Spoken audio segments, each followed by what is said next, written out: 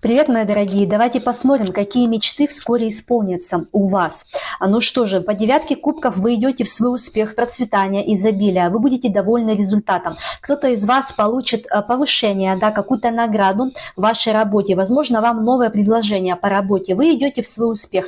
Вы получите то, что вы заслуживаете, то, что вы действительно заработали. Это идет счастливая жизнь, да. Это идет достижение ваших целей по тройке жезлов. Вы будете наслаждаться процессом. Для кого-то новые проекты, новая работа, кто-то, возможно, куда-то отправится в путешествие. Вообще вы обретаете свободу, вы от чего-то освобождаетесь тяжкого.